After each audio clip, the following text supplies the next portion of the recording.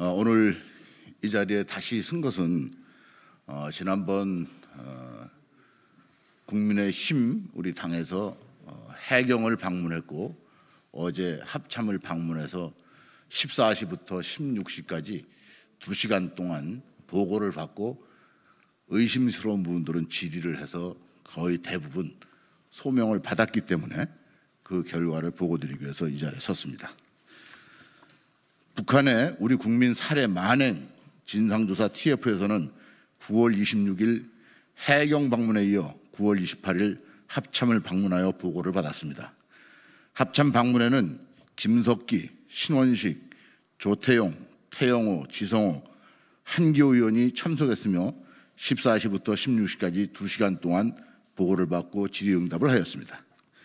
제일 먼저 확인한 사항은 지난 27일 북한이 보도한 조선중앙통신사 보도 이름은 남조선 당국에 경고한다의 내용을 확인하였습니다.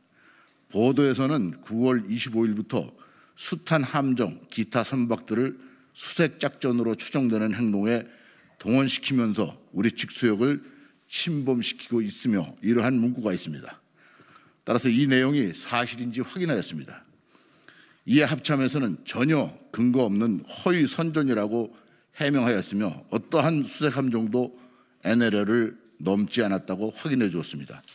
결국은 북한이 대한민국 국민이자 공무원을 살해한 사건을 물타기하고 관심을 전환시키려는 술책으로 판단됩니다.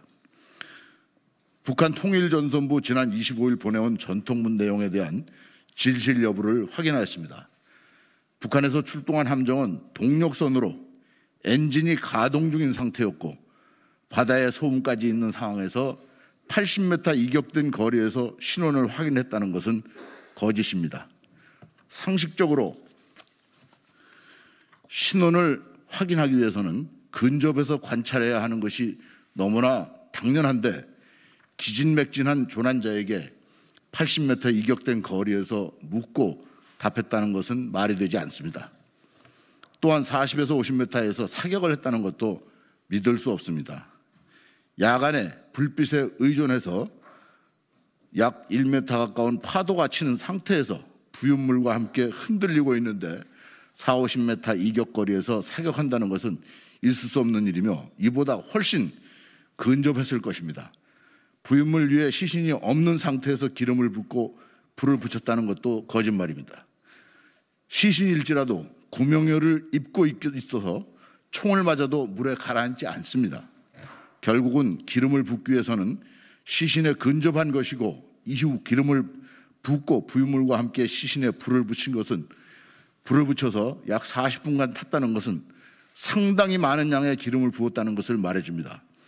결국은 사과문이라고 하는 전통문은 거짓으로 가득 찬 대한민국을 기만하는 전문입니다.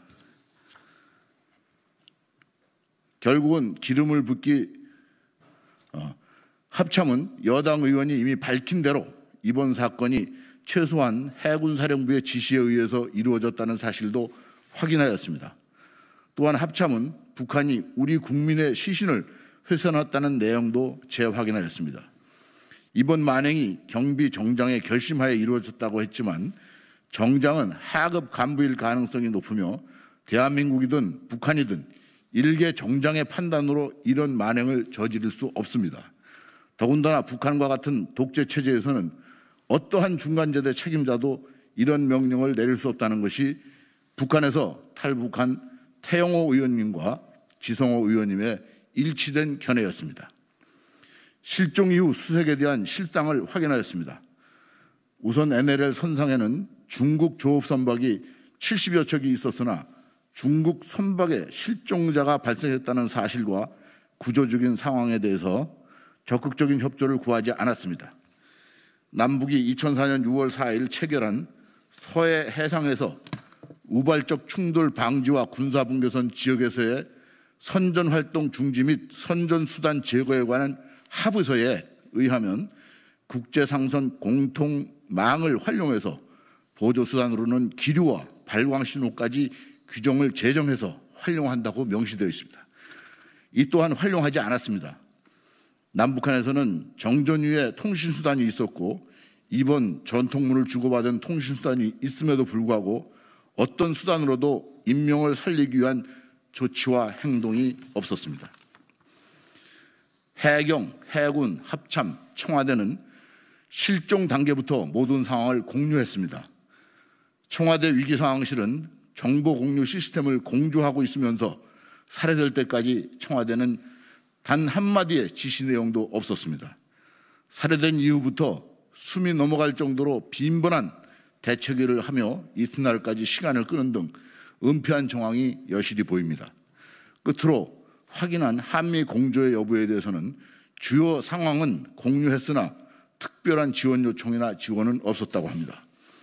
결론적으로 이번 대한민국의 국민이자 공무원의 북한에 의한 살해와 불태워 소각한 행위는 자국민의 NLL 인근에서 실종된 상황에 대해서 청와대가 조금도 관심을 보이지 않았으며 현장에서 수색 구조 활동을 한 해경과 군 또한 할 수 있는 많은 수단들이 있었음에도 불구하고 안일하게 대처한 결과로 밖에 볼 수 없습니다. 현재까지 국민에게 진실을 알리지 않는 문재인 정권은 하루라도 속히 진실을 밝히고 국민 앞에 사죄해야 됩니다. 이상입니다. 나가서 백브리핑 하겠습니다.